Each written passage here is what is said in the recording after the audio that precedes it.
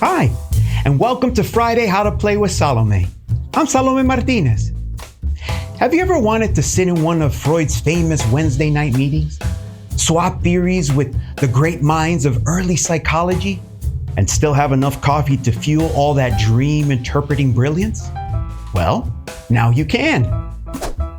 An Unconscious Mind, a game all about turning your ideas into groundbreaking psychoanalytic theories while treating clients, writing papers, and maybe earning Freud's respect along the way.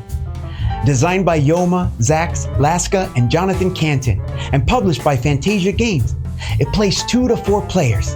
And if you like rich strategy, gorgeous art, and the thrill of curing fictional clients with your insightful mind, this is your cup of Viennese coffee. Do you think you have what it takes to become Freud's most distinguished contemporary? Well, there's only one way to find out. Come have a seat with me at the table, and I'll teach you how to play Unconscious Mind.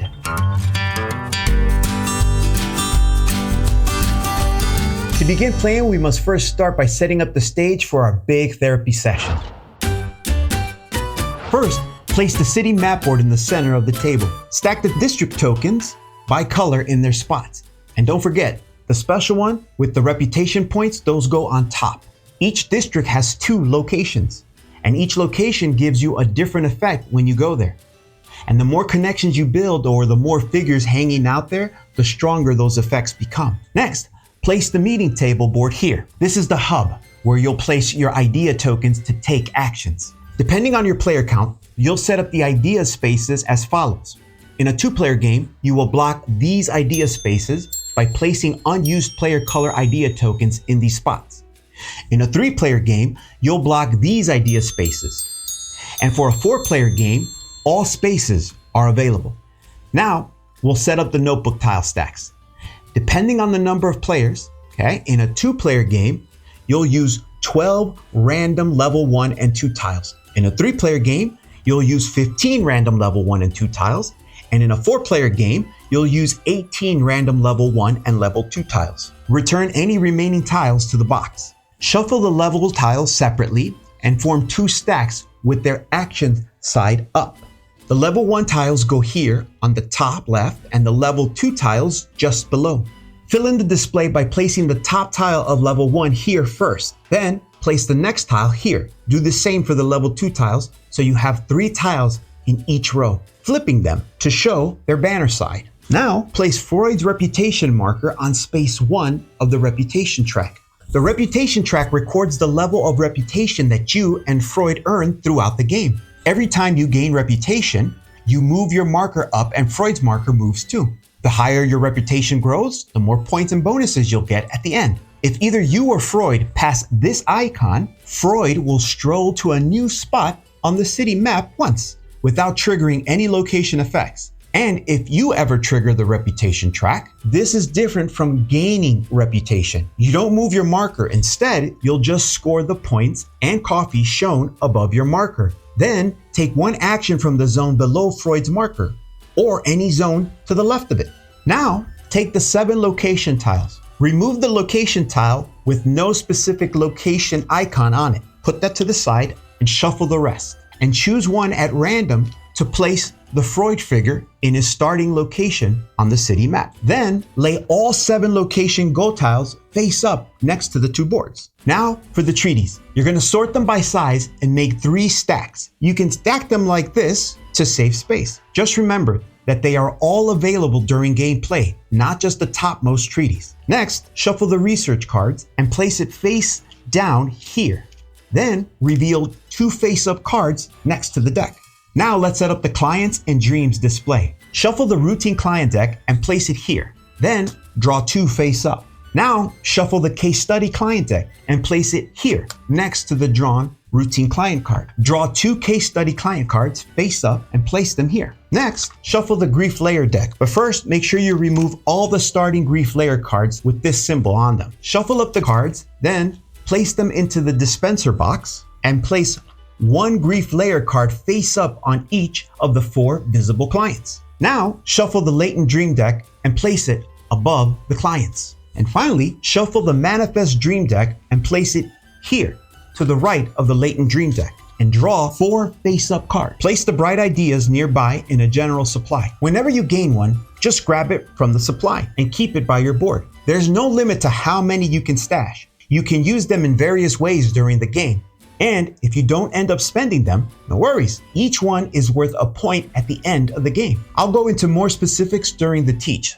Just know that collecting and using them are a good idea. Now, each player will pick their player color and take a player board. On your board, you'll place an ink pot on the topmost spot here. Place the heart-shaped box marker here on the 0 space of the heart-shaped box track. Add a coffee marker on the number 4 space of the coffee tracker. Now, take 3 of your idea tokens and place one above each notebook column spot on your board, like this. And the remaining 3 ideas will go here in your supply. Your 6 color insight markers will be placed along the edges of your board. Place your insight dial here next to the player board. The 7 common insights go in the center reserve of your insight dial. Place the office board next to the insight dial.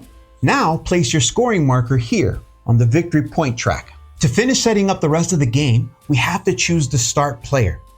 The last person to have a banana split will be the first. Sorry. Banana split. The last person to have a Freudian slip becomes the start player. I don't know why I said banana split.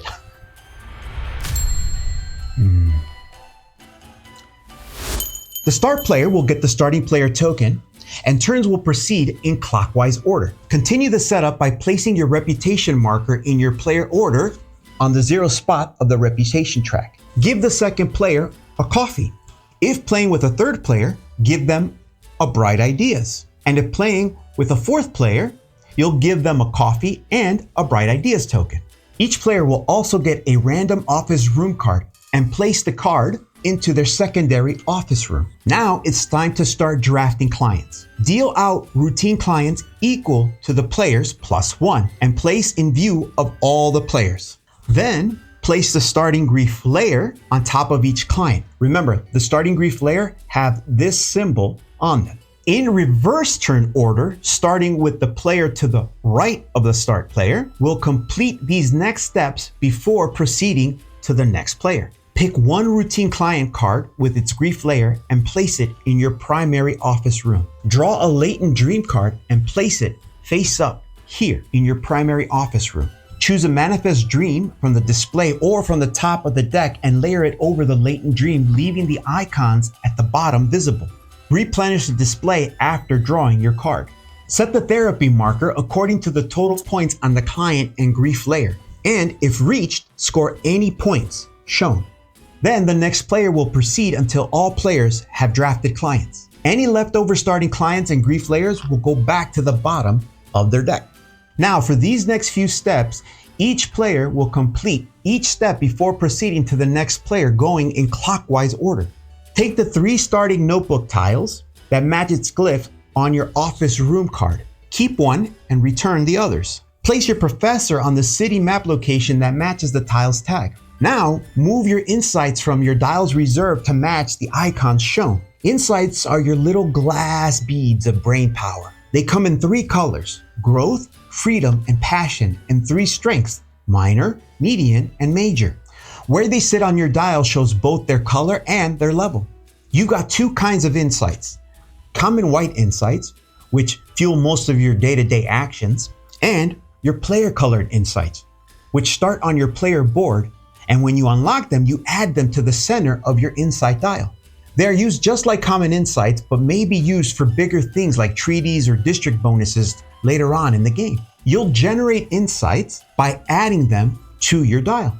You'll elevate them outward to make them stronger, suppress them inward to weaken or free them up, and transfer them sideways to change their color. When you use an insight, you remove it from the dial to pay for an action by placing them in the center of the dial. And if you overpay with the stronger one, you don't get the change back. And finally, slot the notebook into your leftmost notebook space of your player board. You can consider placing your starting notebook tile adjacent to its matching symbol. And just like that, the couches are fluffed, the ink is in the pot, and the coffee is already half gone. We're ready to play. In unconscious mind, the object of the game is to treat clients, publish treaties, gain reputation, and collect victory points. By the end of the game, whoever has the most points will be crowned Freud's most distinguished contemporary. Beginning with the star player and going in clockwise order, on your turn, you'll choose one of 3 actions to take. State ideas. Place your ideas marker at the meeting table to perform actions and move your ink pot. Recall ideas. Pull your idea markers back and claim a city map bonus. Or you can treat clients. Use your insights to give therapy and move clients towards being cured. Let's dive deep into each action to better understand them. When you state ideas, you'll place 1 or 2 idea markers from your supply onto one empty action space on the meeting table, pointing their tail towards an action space you want to trigger. The space may not have one of your ideas already pointed to the action space. You may also spend a bright idea to substitute each idea you would place. Remember to remove any bright idea tokens at the end of your turn. After placing your idea, you'll resolve the action you pointed to once. If you trigger an action space twice in a single turn, fully resolve the first effect before you resolve the second.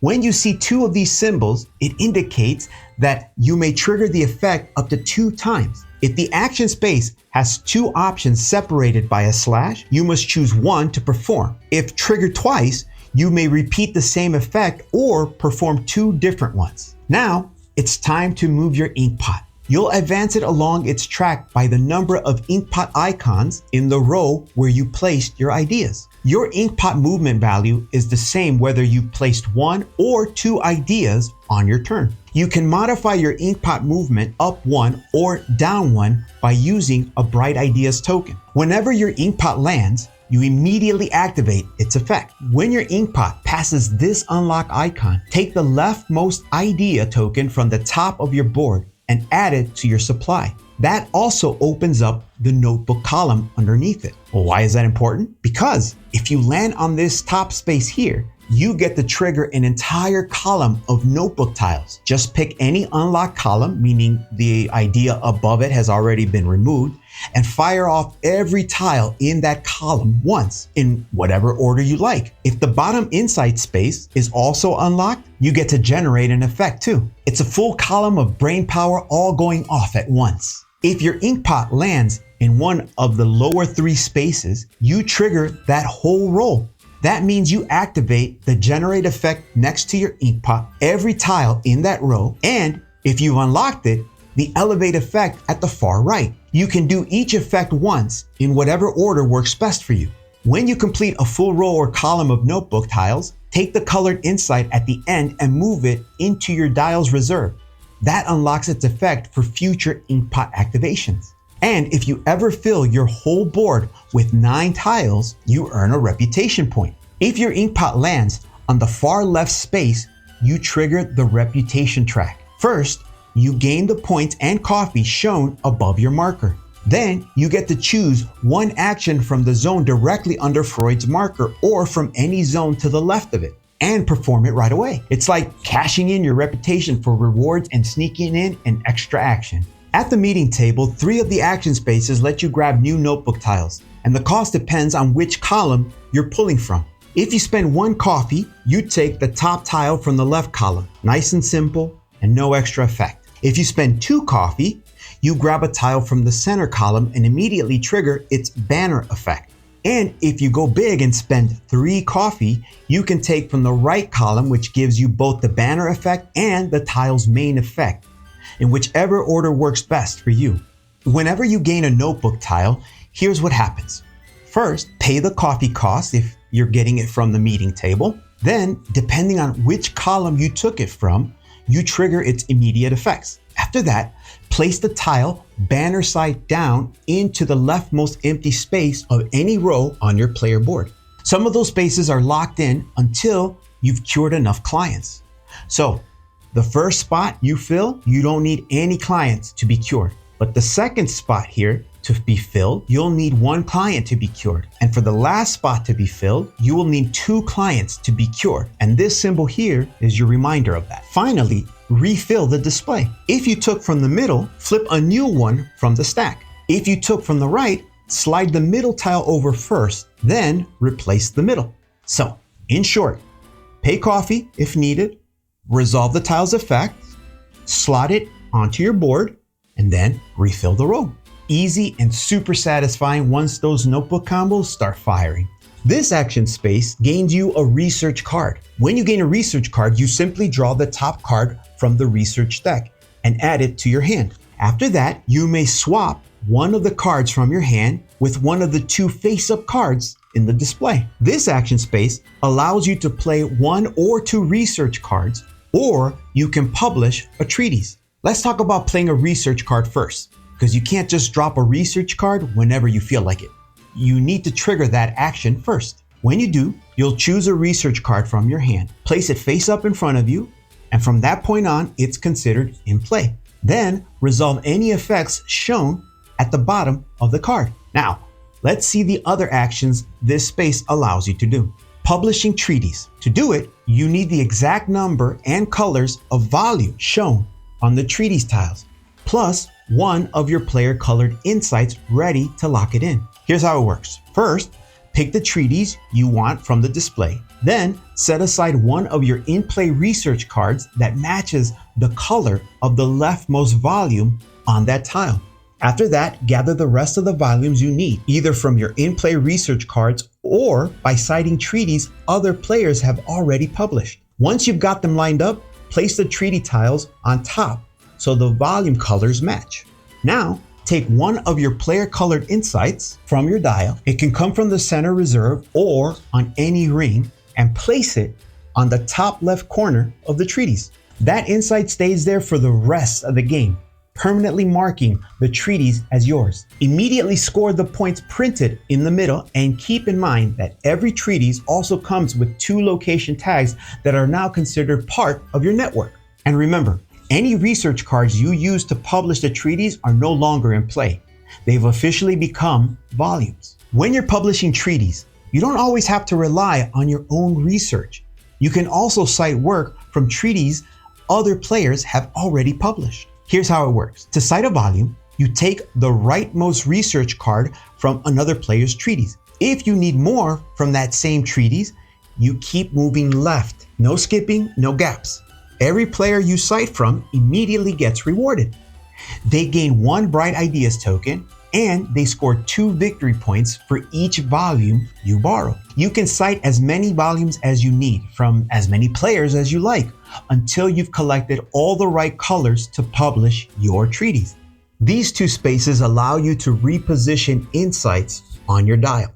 These 2 action spaces on the meeting table let you move figures around Vienna, always clockwise. One moves your professor 1 or 2 locations, or lets you jump straight to Freud's spot, as long as you didn't already start there. The other moves Freud himself 1 to 3 locations forward. Whenever your professor or Freud lands somewhere new, you trigger that location's effect. To see how many times you either count the figures in that same space or count the matching tags in your play area, up to a maximum of 5. If a location has more than 1 effect, you can mix and match them however you like, just resolving each one fully before the next. In this example, my professor lands on this space containing a total of 4 figures, so I can trigger the location's effect up to 4 times. In this example, the Freud figure lands on this spot, and because the player has this location tile in their play area matching the location Freud is on, they can trigger the location's effect 2 times. When you're triggering a location's effect, you can use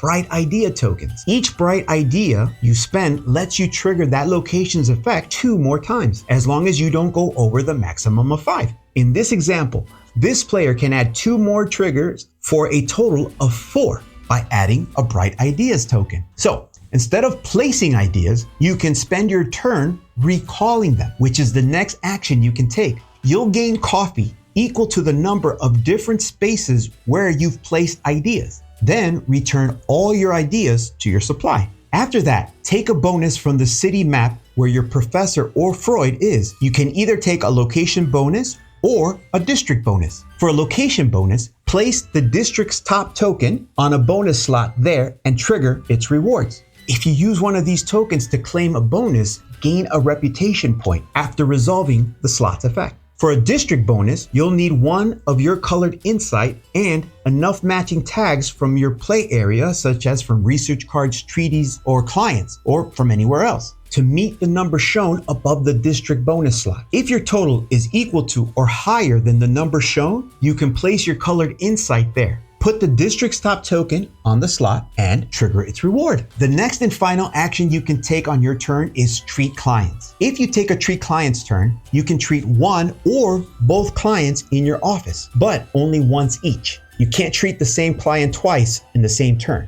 To treat a client, look at the fully exposed dream on their card. Spend the insights shown to trigger that dream's effect. Most dreams will give you therapy points and sometimes extra rewards like victory points or bonuses. If the client has 2 dreams stacked, you only used the top one. Next, move the therapy marker left on the client's track for each therapy point you earned. If the marker passes a victory point icon, score those points right away.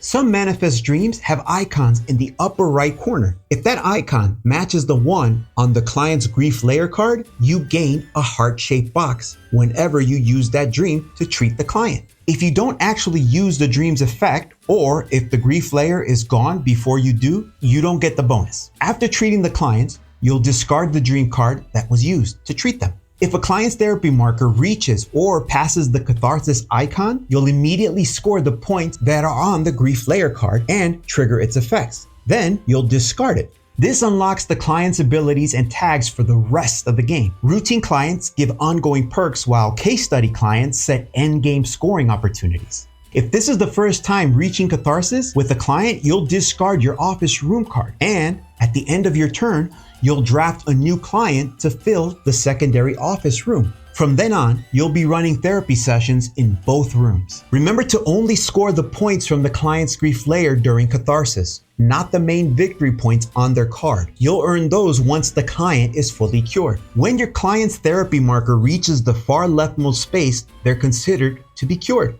Once cured, you'll move them from your office into your play area face up. At the end of your turn, you'll draft a new client to fill the empty office room. And don't forget, any unused dreams above the cured client's room also gets discarded, along with the dream card that was used to cure them. And if your dream gave more therapy points than you needed to cure them, each extra point turns into a heart-shaped box. A nice little bonus. Now let's talk about the location gold tiles. If you ever meet the condition shown at the bottom of an unclaimed location gold tile, you must claim it right away. When you do, take the tile from the display, gain 1 reputation point, and place the tile face down in your play area. From then on, the tags shown on the tile are considered part of your network for the rest of the game. At the end of your turn, you can spend heart-shaped boxes to produce extra therapy points. Each one you use moves the client's therapy marker 1 step to the left, just like if you'd earned the point from a dream. That means you can score points, trigger catharsis, or even cure a client this way. If you got more than 1 box, you can split them between different clients or stack them all on the same one. After that, if you have any empty office rooms, you must draft a new client along with their set of dreams to fill the space. Here's how it works. First, pick a client card from the display, either a routine or a case study, and place it into your vacant room. Then refill the display by drawing the new card from the matching deck and adding a random grief layer on top. If one of the client's deck is empty,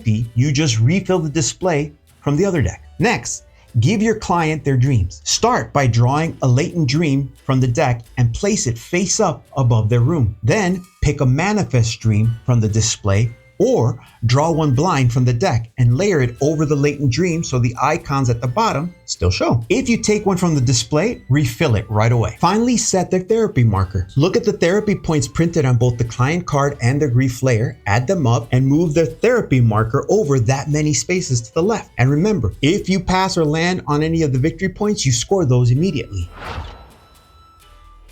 Once Freud's reputation marker reaches the watch icon, finish the current round, then play one final round. After the final round, it's time to tally up points and see who Freud's contemporary truly is. Here's how scoring works. First, check the reputation track. Everyone scores the points shown on their space. Then, the player highest on the track earns 2 extra points for every treatise they published and every client they've cured. The second place player gets 1 point for each. If there's a tie, the marker that reached the space first wins. Next, look at the colored insights in district. Count how many different districts you've placed your colored insights in and score the matching bonus from the city map. If you have 2 colored insights in one district, it does not count as having 2. They must be different districts. Then check your notebook rows. For each completed row, score the bonus shown on your board. Now, count your different location tags. The more unique tags you've collected, the more points you've earned, up to a maximum of 15. After that, score your case study clients. Any of them that reach catharsis, cured or not, give you their end game points based on their conditions. Finally, convert resources. Each heart-shaped box is worth 2 points. For leftover coffee, trade 3 of them in for 1 Bright Ideas. Then score 1 point per Bright Ideas tokens you have. And with that, the session is complete. The player with the most points wins and is officially Freud's most distinguished contemporary. If there's a tie, the player with the highest reputation level wins. Either way, the couch is closed and the bragging rights are yours. And that's how you play Unconscious Minds.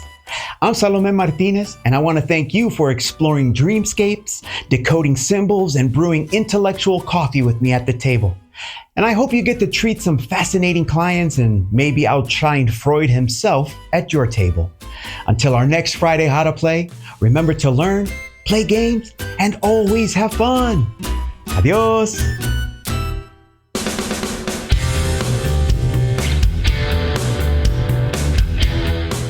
Hey everybody, thanks for watching another video on the Dice Tower. Hey, do you want to know what's going on with Dice Tower? Do you want to know about our events, our cruises, special things that we're going to do live here in the Dice Tower? Subscribe to Dice Tower Digest. Go to dicetowerdigest.com. It's a newsletter that we send out bi-weekly. We won't use your email for anything else. This is just to get you some information about the Dice Tower so you'll be up to date. Thanks for watching.